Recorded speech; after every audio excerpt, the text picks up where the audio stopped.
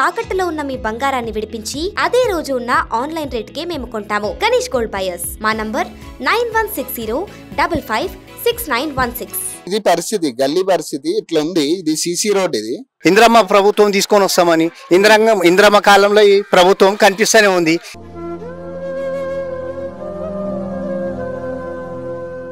ఓట్లు పడతాయి, చెప్పులు పడతాయి, అప్పుడు తెలుస్తుంది. పెగులు మెడల్ వేసుకొని తిరుగుతారు కదా. ఇప్పుడు షెట్ పెట్టుకొచ్చినాక పెగులు మెడల్ ఎవరు వేసుకొని తిరుగుతారు కనిపిస్తుంది ఆయనకు. ఈ 2 సంవత్సరాలు అవుతుంది కొత్త ప్రభుత్వం వచ్చి. ఏమన్నా కనపడి టీఆర్ఎస్ వచ్చి ఏమి చేయలే మా గల్లీకి, కాంగ్రెస్ వచ్చి ఏమి చేయలే. ఎవరు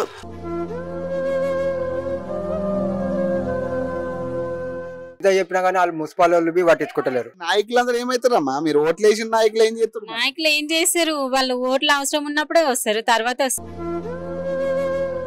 నమస్తే, welcome to okay TV. Present మనం షేక్పేట్ డివిజన్ లో ఉన్నాం. ఇది జూబ్లీ హిల్స్ కిందకు వస్తుంది.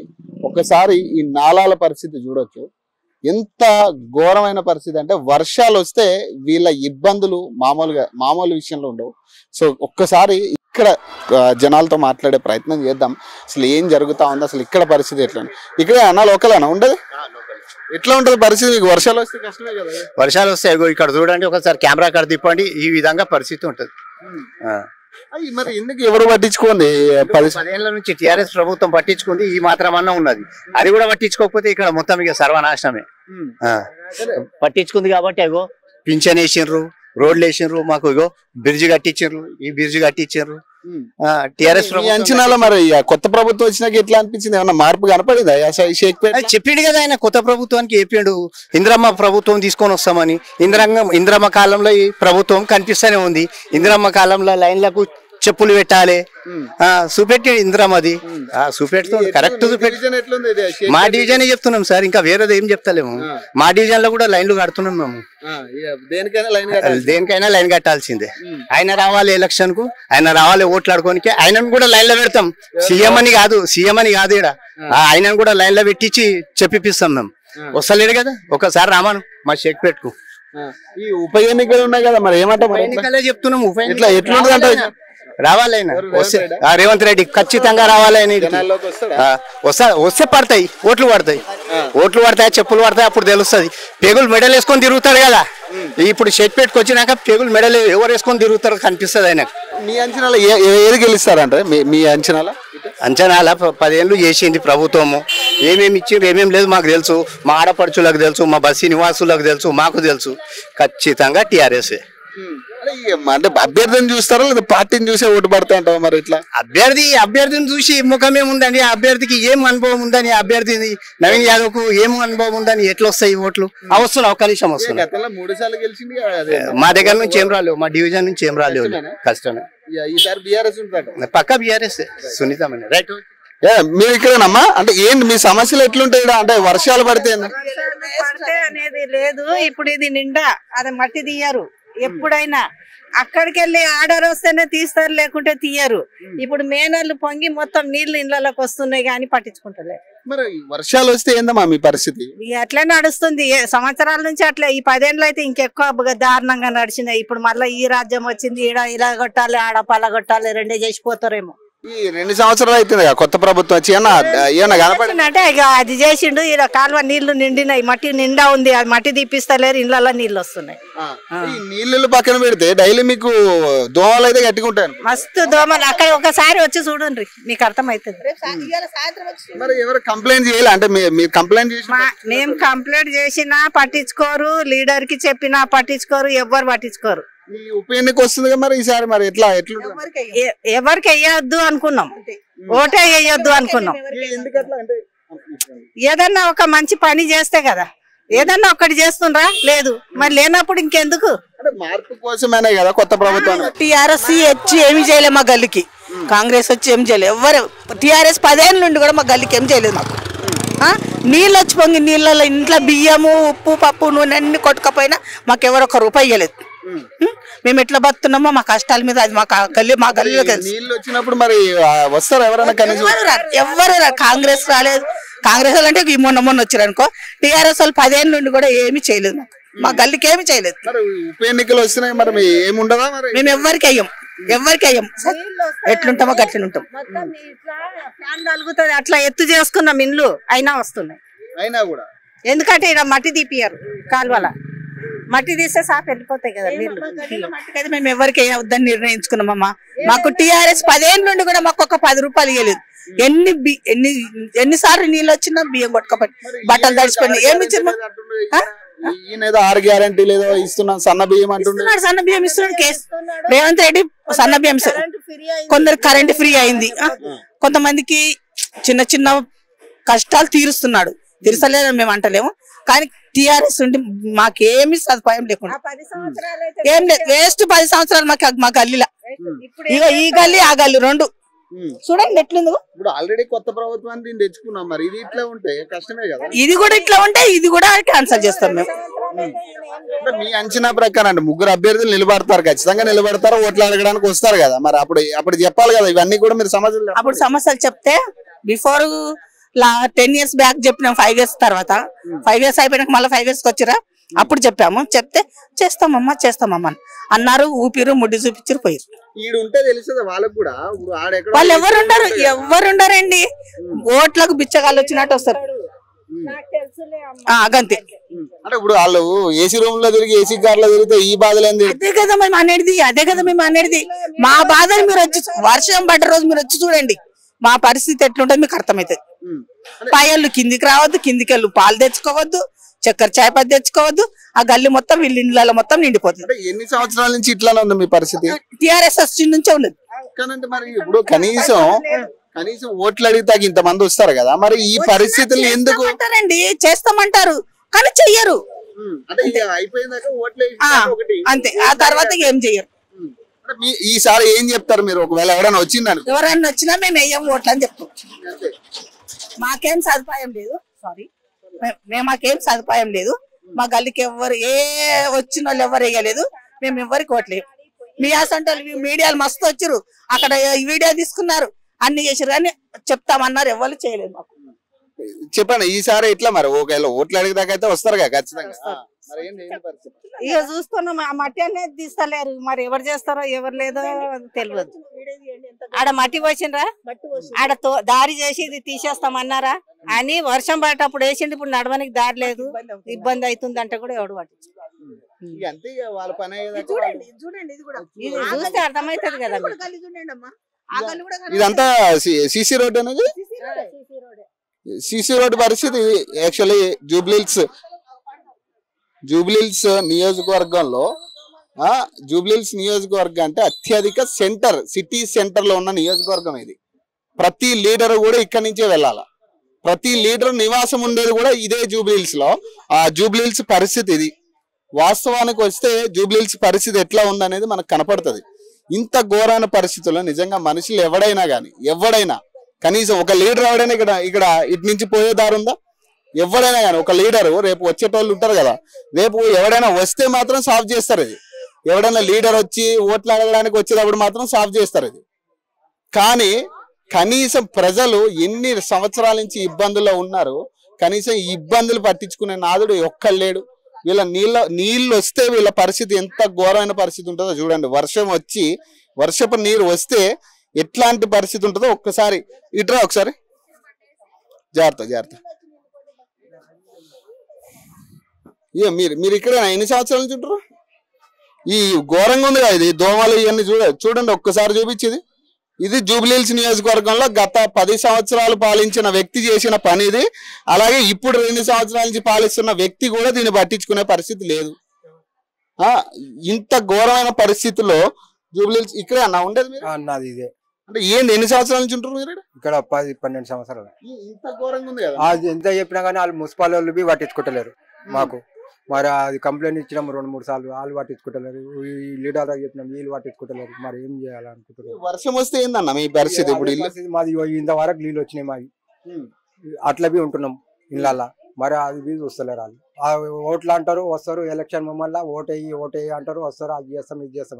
ఓడి ఎక్కడ తప్పు జరిగిందంటో నీ అంచనాలో? మరి లీడర్ చేయట్లేదా లేకపోతే ఏంది? ఇదే కాదు, ఈ ఎమ్మెల్యేలు వీళ్ళు ఎవరు పట్టించుకుంటలేడు.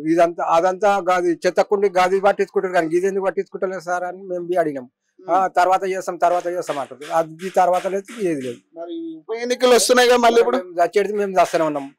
మరి కనీసం మీలాంటి వాళ్ళు పట్టించుకోకపోతే ఎన్ని రేపు జబ్బులు వస్తాయి? అదే సార్, రేపు ఓటింగ్ వస్తారు కదా, ఓటింగ్ వచ్చినప్పుడు ఓటే అన్నప్పుడు మేము చెప్తాం దాని ఈ కాంగ్రెస్ ప్రభుత్వం కొత్త ప్రభుత్వం తెచ్చుకున్నారు కదా మీరు, ఈ ఏంది ఈ 2 సంవత్సరాలు ఏమైనా మార్పు జరిగిందా మీ బతుకుల్లో?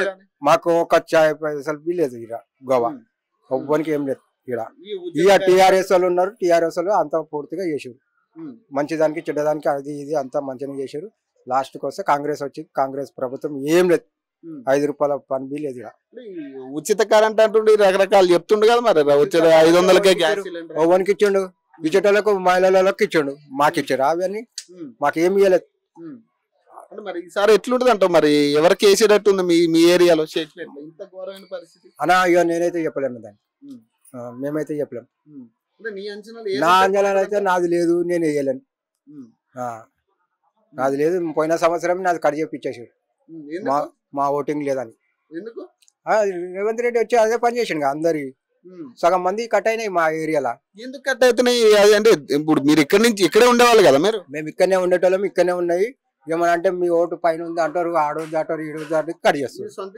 సొంతమే ఇది. మరి సొంత ఇల్లు మరి ఎట్లా ఇచ్చారు? మరి ఓటర్ ఐడి లేకుండా మరి ఇక్కడ సొంత ఇల్లు ఎట్లా ఇస్తారు? అన్ని చూపెట్టినా కానీ కాదన్నారు. కాదన్నప్పుడు వాళ్ళ ముంగట్న ఓటింగ్ ఇచ్చిన వాళ్ళ ముంగట్న బూతుల ముంగట ఇంటికి పడేసి వచ్చిన. మరి నాకు ఓట్లు లేనప్పుడు నాకెందుకని చాలా మందికి 3-4 ఓట్లు ఉన్నాయంటే అవన్నీ ఓనుకున్నాయో ఓనుకులేవో మనకైతే తెలియదు. మనం ఉంటే మనం రాలేదు మరి తీసేసాం. దాని పరిస్థితి మేము చెప్పినాము, ఓడు పట్టించుకుంటలేడు. ఇప్పుడు వస్తారుగా మరి ఎన్నికలకు అడగడానికి వస్తారు, వాళ్ళు నడుస్తారా ఈ రోడ్ల? అదేగా వచ్చినప్పుడు మేము అడుగుతాం, ఇది చేసి ఫస్ట్ తర్వాత మేము ఓటేస్తాం, లేకపోతే మీ జాగాలు మీరు ఉంటాం, మా జాగాలు మేము ఉంటాం. అది పరిస్థితి. ఎంత ఘోరమైన సిచ్యువేషన్. ఒకసారి దోమలు రోగాలు వచ్చే పరిస్థితి. నిజంగా ఎవడైనా కానీ ఒక మంత్రి గాని ఎవడైనా ధైర్యం చేసి మీరు ఇక్కడ ఒక రోజు ఇదే ఇల్లు ఇస్తావా మంత్రికి? ఎవరికైనా ఉంటానంటే ఇవి ఒకసారి వాళ్ళు ఉంటారు కదా, ఒక రోజు ఉంటే వాళ్ళకి తెలుస్తుంది మరి వాళ్ళకు ఉంటే వాళ్ళు ఉంటే వాళ్ళకి అర్థమవుతుంది కదా, ఈ దోమలు ఏంది అనేది, రోగాలు అనేది అర్థమవుతుంది వాళ్ళకి. కిరాయికి ఇస్తే ఒకసారి కిరాయి మాకు అవసరం లేదు, ఒక రోజు ఉంటే చాలు, మాకు అది తెలుసు వాళ్ళకి. ఫ్రీగానే ఇస్తావు అంతే. అది స్థానికులు చెప్తున్నారు, ఫ్రీగానే ఇస్తారంట. ఎవరైనా మంత్రులు ఒక రోజు ఇక్కడ బస చేస్తే మీకు క్లియర్ గా వీళ్ళ సమస్యలు ఏందని అర్థమవుతుంది. చూడండి ఎట్లా ఉంది పరిస్థితి. మీరు ఇక్కడ నమ్మ ఉండేది ఇంతేనా ఎప్పుడు? ఇది పరిస్థితి, గల్లీ పరిస్థితి ఇట్లా ఉంది. ఇది సిసి రోడ్, ఇది ఒక గల్లీ, ఇంట్లోకి వెళ్ళే గల్లీ. ఇది ఎంత ఘోరమైన సిచ్యువేషన్ చూడాలి. వాళ్ళ ఇంటి ముందు ఎప్పటి నుంచి అమ్మ ఇంతేనా ఇది పరిస్థితిగా? ఎన్ని సంవత్సరాల నుంచి ఉంటున్నాం మేము? 30. మాకు చిన్నప్పటి నుంచి మేము ఇక్కడే ఉంటున్నాం. సిసి రోడ్ ఉండేది ఇక్కడ, సిసి రోడ్ ఉండే, అన్ని ఉండే. ఎప్పుడు ఇక వర్షం వస్తే ఇంకా అసలు నడవడానికి కూడా ప్లేస్ సరిపోదు. ఈ నాయకులందరూ ఏమైతారమ్మా? మీరు ఓట్లు వేసిన నాయకులు ఏం చేస్తారు? నాయకులు ఏం చేస్తారు? వాళ్ళు ఓట్లు అవసరం ఉన్నప్పుడే వస్తారు, తర్వాత వస్తారా అండి? ఎవరైనా రారు కదా, అంతే. ఇక మీ ప్రాబ్లం గురించి చాలా సార్లు కంప్లైంట్ చేసిరు, ఆ చెరువు గురించి కూడా కంప్లైంట్స్ చేసిరు, బాగానే కంప్లైంట్ చేసిరు. అయినా కూడా వీళ్ళు చెయ్యరు. ఇక ఇది ఇలానే ఉంటది, వాళ్ళు పట్టించుకోరు సరే. మళ్ళీ ఉప ఎన్నికలు అంటారు కదా, మరి వస్తారు మళ్ళీ ఓట్లకి? ఓట్లకు వచ్చేస్తారు. ఇక ఓట్లకు వచ్చినప్పుడు సరే ఓకే అంటారు. అప్పటి వరకు అయితే ఎవరైనా అంతే కదా, ఓకే అంటారు. తర్వాత ఎవరు ఏమీ అనలేరు. ఇక ఇప్పుడు ఇంత డ్రైనేజ్ పక్కన ఉంది, ఇదంతా కూడా డ్రైనేజ్ వాటరే. మరి ఈ దోమలు పిల్లలు ఉన్నారు, చిన్న పిల్లలు ఊకే ఫీవర్ వస్తూనే ఉంటది. ఇక వీళ్ళు ఇంకా మేము ఎక్కువ శాతం ఇక్కడ ఉన్నాం. ఇక మాకు మ్యారేజెస్ అయినాయి, ఇక మేము అక్కడే ఉంటాం కదా. ఇక మేము వచ్చినప్పుడల్లా ఇక మాకు ఇక్కడ ఫీవర్ అని జలుబు అన్ని అవుతుంటాయి. ఇక మీరు చెప్పండి, కొత్త ప్రభుత్వం వచ్చింది, కొత్త ప్రభుత్వాన్ని తెచ్చుకున్నారు కదా, ఈ 2 సంవత్సరాలు మీకు కొత్తగా ఏమైనా జరిగిందా షేక్పేటలో? జరగలేదు, మాకు తెలిసినంత వరకు అయితే ఏం జరగలేదు. అలానే ఉంది ఏరియా మొత్తం. ఏం లేదు, ఆ సిలిండర్ లేదు, ఏది లేదు, ప్రతి ఒక్కటి ఇలానే ఉంది. ఇక ఈ మెయిన్ డ్రైనేజ్ ప్రాబ్లమ్ అండ్ వర్షాలు వస్తే మాత్రం అసలు బయటికి వెళ్ళలేము. అసలు ఇగో ఇక్కడ వరకు వచ్చేసాయి వాటర్, మొత్తం లోపలికి కూడా వచ్చేసాయి. తెలియదు కదా ఇక వాళ్ళు ఏం చేసారో. మనం చెప్పేది చెప్తాము, మనం చేసేది ఈ గేట్ అక్కడ లోపలికి అనేసి మనం చెప్పేది చెప్దాం, చేస్తాం, కంప్లైంట్స్ ఇస్తాం, ఫుల్ చేస్తాం. కానీ అప్పటి వరకే సరే సరే అంటారు, వెళ్ళిపోతారు. ఇక అంతే. మీరు చెప్పండి అంటే ఏంది పరిస్థితి ఏంది ఎట్లుంటున్నారు 2-3 months అవుతుంది మొత్తం ఇట్లనే వస్తారు ఇట్లనే తీసుకొని వెళ్తారు అంతేగాని ఇంకేం చేయలేరు అన్న. వాటర్ అయితే వర్షం వస్తే అయితే ఇక వాటర్ అయితే ఇక మొత్తం ఓవర్ఫ్లో మొత్తం వచ్చి ఇంట్లోకి వచ్చేస్తుంది. నైట్ పండుకోవాలన్నా 3-4 అవుతుంది. ఇక చాలా ఇబ్బంది అవుతుంది. అంటే ప్రజాప్రభుత్వం అని చెప్తుండే కదా మరి ప్రజలకు చేస్తుండ అంటారు కానీ ఏం చేస్తారు అని నేను 10-15 years అవుతుంది ఇదే బాధ అన్న. ఇక్కడ ఉన్న వాళ్ళకి అయితే బయటికి వెళ్ళలేము ఇక పనుల కోసం ఉండాల్సి వస్తుంది అంతే తప్ప ఇంకేం లేదు. ప్రతిదీ ఏమందన్న 0 బిల్లు లేదు మాకు, గ్యాస్ సిలిండర్ లేదు, ఏది రాదు. ఇక ఇస్తారు అంటారు కానీ మాకైతే రావట్లేదు అన్న. మరి ఎవరికి వస్తున్నాయి ఎక్కడ వెళ్తున్నా తెలియదు. రోగాలు అయితే ఇంకా చిన్నపిల్లలు ఉన్నారు ఇంకా వాళ్ళకి కూడా ఇబ్బంది ఇక్కడ ఉన్న వాళ్ళకైతే. ఇక వెళ్తే ఇక బయటకు వెళ్ళి రెంట్ కట్టుకోవాలి. ఇక మనం చేసే 10,000కి ఇంకా రెంట్లు కట్టుకొని బతకాలంటే కూడా బతకలేము. ఇక అట్లా అయిపోయింది సిచ్యువేషన్ ఇక్కడ. ఇక్కడ కనీసం ఉంటారు కదా బీఆర్ఎస్ నాయకులు లేకపోతే కాంగ్రెస్ నాయకులు బీజేపీ నాయకులు ఇదంతా మేమే క్లీన్ చేసుకుంటాం అప్పుడప్పుడు. మళ్ళీ వర్షం వచ్చింది అనుకో ఇక యథావిధిగా మళ్ళీ వచ్చేస్తూనే ఉంటది. ఇక ఇక్కడ మొత్తం అదంతా తీసారన్న కాలువల నుంచి ఆ చెత్త అదంతా ఏం తీసారు. ఇక అదంతా వర్షం వచ్చింది అనుకో ఇప్పుడు కొంచెం వర్షం వచ్చినా ఇక ఆ మోర్ నిండిపోయి నీళ్ళన్నీ ఇటు వస్తాయి, ఇడ వంగుతుంది, ఈ మట్ట అంతా ఇటే వచ్చేస్తుంది. ఇక కడుక్కుంటేనే ఉండాలి ఇక లేదంటే ఇట్లా నిండిపోతూనే ఉంటది. ఇక ఉప ఎన్నికలు అంటున్నారు కదా మళ్ళీ ఇప్పుడు ఏంటి మరి ఏం పరిస్థితి ఎట్లుందంటే ఏం పరిస్థితి అన్న ఏం చేస్తారో ఏమో. నాయకులు వస్తారు మరి అంతే మరి వస్తారు అడుగుతారు కానీ ఇంకేం చేయాలి. ఎక్కడ చూడండి నాయకులు అందరూ ఇప్పుడు ఈడే కనపడతారు కనిపిస్తారు. అవును వాళ్ళని అడగండి మీరు ఒక రోజు ఇక్కడ బస్ చేస్తారా మొత్తం చేస్తారు. ఇక ఎవరన్నా వస్తారు కదన్న ఇంకా అసలు చూడని కనీసం గల్లీలో మొన్న కూడా లేబర్ మినిస్టర్ వచ్చిండు కనీసం ఆయన చుట్టుపక్కల చూడడానికి కూడా ఛాన్స్ ఇయ్యారు. తీసుకెళ్లిపోతూనే ఉంటారు. ఇక వాళ్ళకు కాంబైన్ ఉన్న వాళ్ళే తిరుగుతారు అంతే. రెంట్కి ఇవ్వండి ఒక మినిస్టర్ కి, అది ఒక మినిస్టర్ కి ఇది రెంట్కి ఇస్తే వాళ్ళు ఉంటే అర్థమవుతుంది కదా సిచ్యువేషన్. అవును కానీ ఎవరు ఉంటారు ఇలాంటి సిచ్యువేషన్ లో వచ్చి ఉండాలంటే వాళ్ళు రెంట్ కి తీసుకుంటారా అండి? తీసుకోరు కదా. మనం ఓట్లే కదా కావాలి వాళ్ళకి. కానీ వాళ్ళు ఉంటారా? మనం ఉండమని చెప్పినా వాళ్ళు ఉండలేరు కదా. మేము ఇలాంటి పరిస్థితులు ఉండాలా అని ముందే వెళ్ళిపోతారు. చెప్పేదే మేము ప్రజల కోసం పని చేస్తాం అంటారు, మాటకైతే అంటారు కానీ ఉండి ఎవరు చూస్తారు? ఎవరు చూడలేరు. అప్పటి వరకు అయితే ప్రస్తుతానికి అంటారు వెళ్ళిపోతారు. తర్వాత చూస్తారా? చూడరు.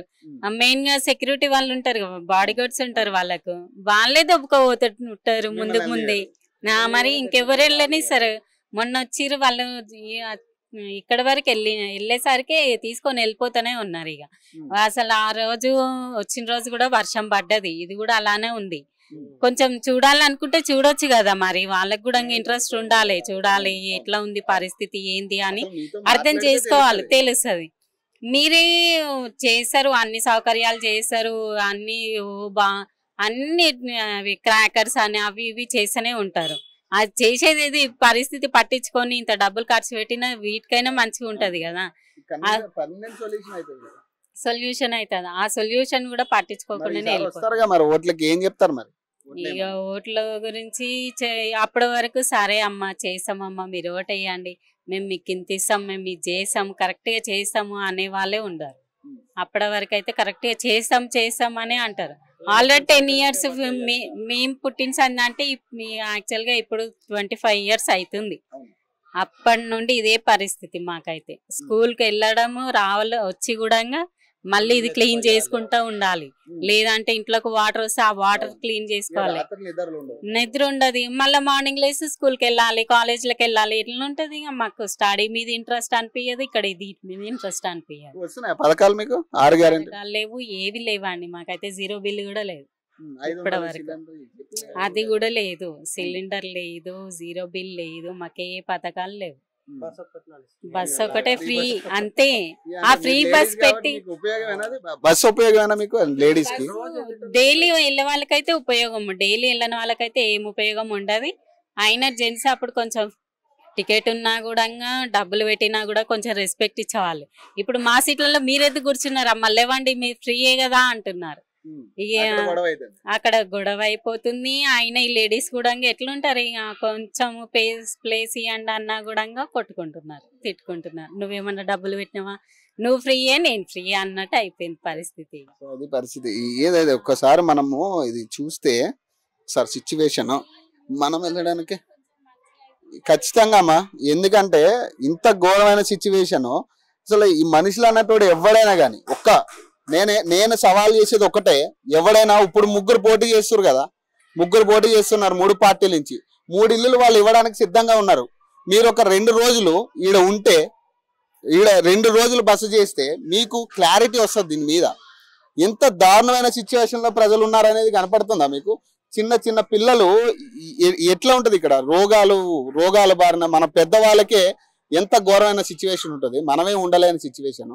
చిన్న పిల్లల్ని పెట్టుకుని వాళ్ళు ఉంటున్నప్పుడు ఒక్కడైనా దీని మీద స్పందించేవాడు ఉన్నాడు? ఎవడైనా ఒక్కడైనా, ఏ రాజకీయ పార్టీ నాయకుడైనా కానీ, బీఆర్ఎస్ కానీ, కాంగ్రెస్ కానీ, బీజేపీ కానీ, ఇప్పుడు పోటీ చేయాలనుకున్న ఎవడైనా కానీ అభ్యర్థి ఒక్కడైనా ఒక్క రోజు ఇక్కడ ఉండగలడా?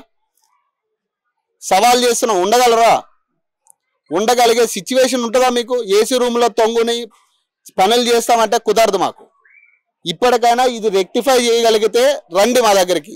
వాళ్ళు అదే చెప్తా ఉన్నారు కాలనీ వాసులు, మీరు రెక్టిఫై చేయగలిగితే ఇక్కడికి రండి, మా ఓట్లు అడగడానికి మీకు హక్కు ఉంటుంది. సో ఇది సిచ్యువేషన్. ఒక్కసారి ఇంకా ఘోరమైన సిచ్యువేషన్స్ అక్కడ ఉన్నాయి, చూద్దాం ఒకసారి పరిస్థితులు. సో అక్కడ చూడండి ఎంత దారుణమైన సిచ్యువేషన్. ఒక్కసారి ఇదేంది, నాలాలేంది, హైడ్రా రంగనాథ్ గారు ఏం చేస్తున్నారు, ఏం పని చేస్తున్నారు, ఏంది ఇది? ఇంత మట్టి చేరిపోతే వాటర్ ఎక్కడ వెళ్తుంది, ఎక్కడ ఫ్లోటింగ్ అవుతుంది వాటరు? ఈ మట్టి అంతా ఎవరు తీయాలా? ఎవరి బాధ్యత ఇదంతా? ఎవరి బాధ్యత ఇది? హైడ్రా రంగనాథ్ ఏమో నేను అది చేస్తున్నా, నాలాలు క్లీన్ చేస్తున్నా, ఏవో పెద్ద పెద్ద మాటలు చెప్తా ఉంటాడు. కాంగ్రెస్ నాయకులు పెద్ద పెద్ద మాటలు చెప్తా ఉంటారు. ఇంత మట్టి ఉంటే వాటర్ ఎడగపోతుంది వాటర్. వర్షం వస్తే వీళ్ళ పరిస్థితి ఏంది? ఉండండి, అదే రెంట్కి ఇస్తారంట మనుషులు, 2 మినిస్టర్లు రండి, ఉంటే వీళ్ళ బాధలు మీకు క్లియర్గా అర్థమవుతుంది.